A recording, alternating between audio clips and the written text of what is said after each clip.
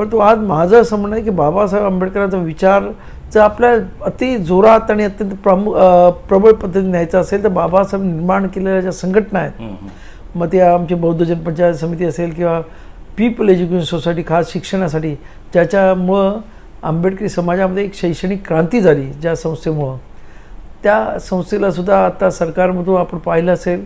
की 500 कोटी रुपये देण्याचं आश्वासन मिळालेलं आहे आणि दरवर्षी 100 कोटी रुपये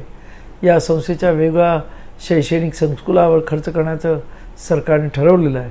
याच्यामुळं काय होईल की याच्यामुळं या जे SC ST OBC मधली जी मुलं आहेत,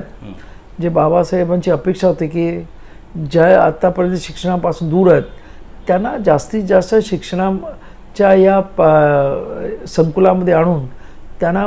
शिक्षणाद्वारे उच्च पदवीधर करायचं आणि त्यांना खऱ्या अर्थाने बाबासाहेबांचा विचार त्यांच्या डोक्यामध्ये